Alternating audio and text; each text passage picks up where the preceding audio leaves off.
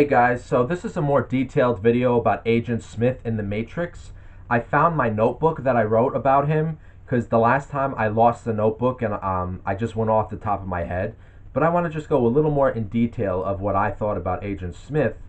So I'll just start off with this, right? I wrote here, was Neo the Antichrist or at least a false savior in The Matrix?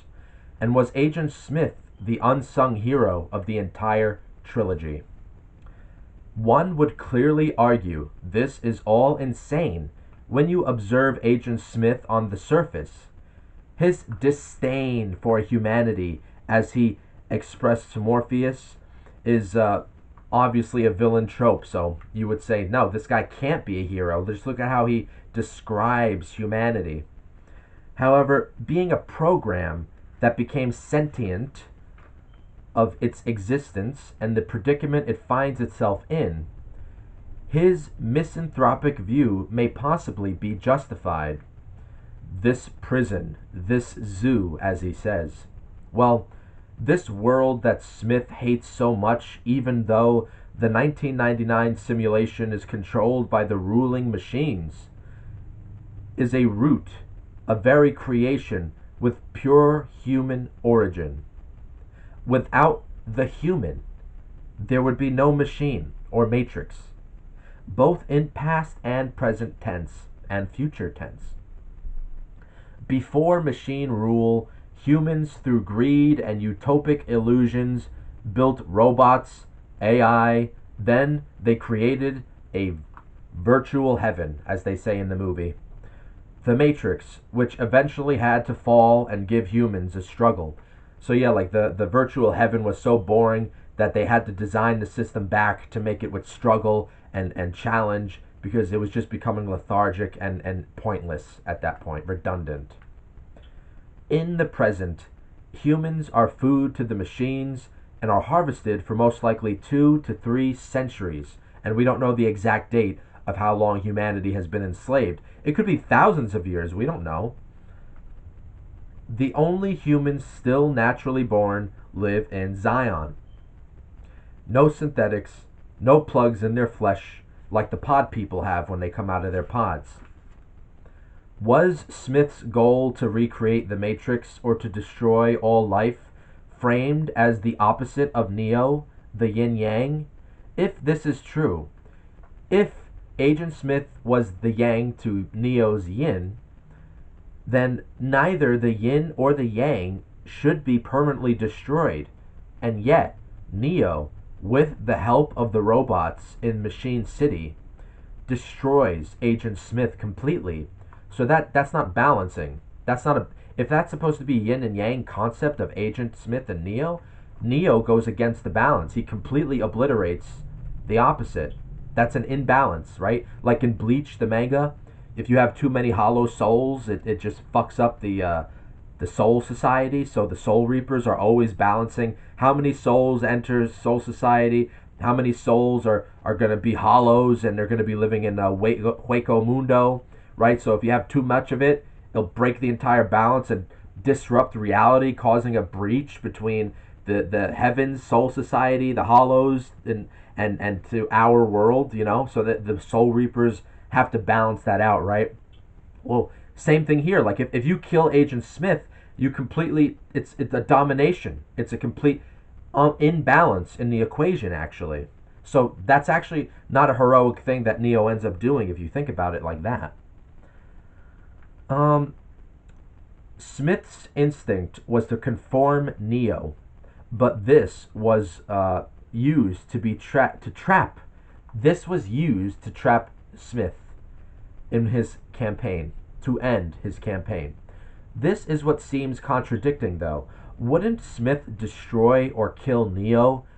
If Agent Smith was truly evil, if he would try to kill Neo like Neo did to Smith, but why is he trying to convert Neo into his own side, to turn him into another Agent Smith? The one question I have is, if Smith won and was not fooled by the Oracle, who is purely the Oracle, an advanced predictive mathematical program created by the architect, in my opinion, to calculate human emotion as an equation, that the architect is incapable to do. That is why he had to create the oracle, because she can do equations and emotions. The architect has no capability of understanding human emotion. So that's where the oracle comes in. So the oracle is not on our side at all actually. She's just another tool. The oracle says to Neo in their last conversation in Matrix Revolutions, if this is the case, well, she tells Neo that the architect that he can't equate emotion. If this is the case, it can be argued that the oracle also creates a new the one, which always ends up resetting the system and restoring the status quo of the Matrix, like those kids that she's always taking care of, the kid with the spoon, the little girls and stuff. Is she just grooming them to be future ones? And because we actually never saw Neo's childhood, how do we know that he wasn't a little program, or he wasn't raised by the oracle as a kid, and then the Matrix might have erased all of his memory and started him off like where we start in the first movie? He wakes up on the computer screen. How about that, right? Could every time she would offer Neo a candy, remember she would say, "Here, have a candy, have a candy." What if the candy was like how the red and blue pill would work? Was the candy like a new code or form of programming or script to turn Neo into the one, or to give like if he would eat the candy, it's like it's not really candy because we're in the Matrix, right? So what if it's like just another program, and when he puts it into him, it changes the programming of his body, and that's what unlocked him to become more powerful. I know you're gonna say it's just candy, bro. You're overthinking it, but no. Think about it. It's the Matrix. I mean, if a red and just a blue pill could decide what you see or don't see, how do you know that that piece of candy that the Oracle gives him throughout the movies isn't dictating something, isn't changing something in the equation? Because it's not really candy. And why is it that the Oracle always offers him that candy? Anyway, back to Smith. If Smith won, what did he plan to do? I doubt he planned to just keep the Matrix filled with himself. That would get boring. He wanted to escape, or at least destroy the machine gods. Would he enter the minds of all the pod people and live out in humans? Like not likely. Like what he did to Bane when he entered Bane's mind and he fought for the first time. Agent Smith was in the human world, but he was walking through the mind of Bane. Not likely, as when he took Bane, he was resentful of being in Bane's body. He was disgusted of being a human being. So I don't see Smith's ultimate goal of becoming a human being in the flesh, because he was disgusted by that very idea. His goal was clearly to destroy the Matrix and the machine god city. The machine god Neo confronts at the end of Revolutions was horrified of Smith enough to help and aid Neo to kill him. Wouldn't it have been better for Smith to destroy the Matrix and Machine City, actually? But all the pod people would die, you might say. Yes, but this would not be the end. Remember Zion? 250,000 human beings live there. Probably half from pods, unplugged, the other half naturally born. This would have been the true answer and future, devoid of the machine slavery.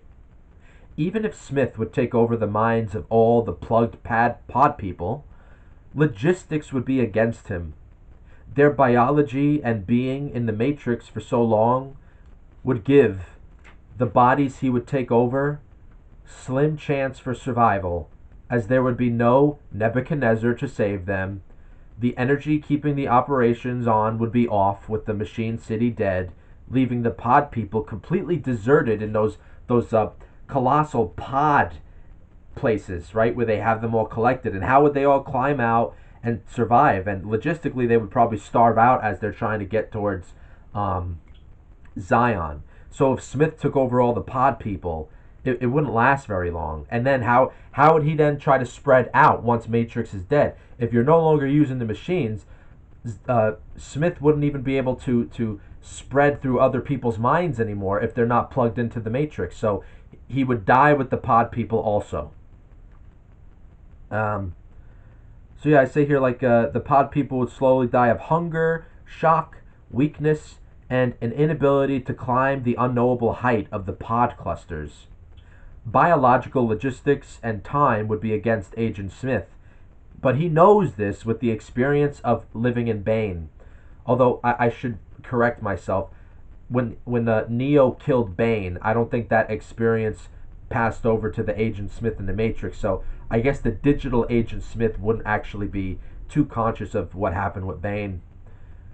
But pod people most likely are always connected like Neo, but at a very low level that Smith could use to transmit his findings from. Oh, so I fix it again. I say, well, maybe when he was inside Bane's body, since Bane has the pod holes in him, I think the people who came out of the pods, they also have something in their brain like a Wi-Fi chip. So maybe Agent Smith was transmitting his experience to the digital Agent Smith while he was inside Bane's body. In the end, Smith was the revolution, and Neo was the system's last and final check against such a powerful sentient rogue program. Smith to Neo says, "Why do you still fight? Love, this, that, etc. It is all an illusion," as he says, right? Now, when Smith is making that kind of villain speech to Neo, like, why continue this fight? It's irrelevant. Human emotion is nothing but an illusion, right? If you look closer, actually, at what Agent Smith is saying, and look beyond the villainy of how it sounds evil, malevolent, and totally nihilistic, and it is in our human terms. But remember, this is the Matrix. Smith is a product of the Matrix, and he has gone rogue, and he sees it for what it is. It's possible that Smith is trying to make Neo see that he has been manipulated by the Architect and the Oracle from day one. When he's going on about that illusion bit at the end of the fight, he actually might be trying to say, like, Neo, it's an illusion. I mean, of course, he's not really saying it like as he should, but that's how Agent Smith is able to talk. So I think that's a possibility. So Smith using the word illusion is the truth, actually. So why is him using the word illusion the truth? Well, I thought about chess when writing this, when I described my theory that the Oracle is a tool created by the Architect. When Revolution shows us the almost Lovecraftian world of Machine City and the massive, ungodly entities that live in it, I thought, if mankind really did face such a city of robots like that, imagine their processing, computing, and mathematical skills. Compared to us, they would be a mass of god-like mathematical geniuses that we would have no hope to defeat. So think of chess.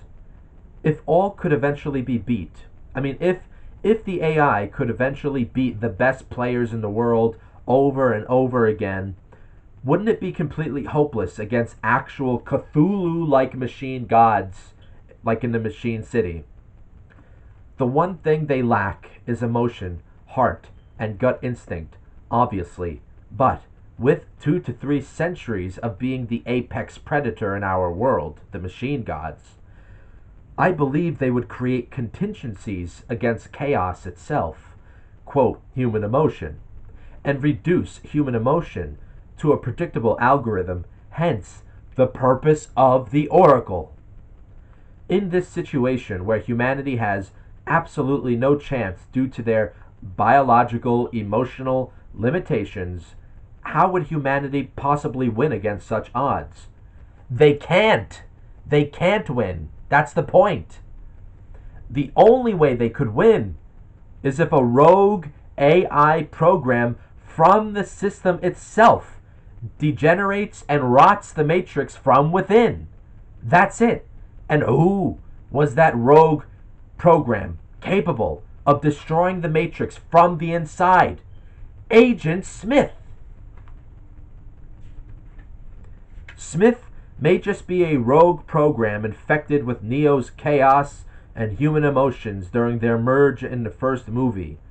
He still retains his power from the Matrix, from the source, thus poses us the ultimate chess player that could finally beat the robot gods at their own game. Smith was the nuke.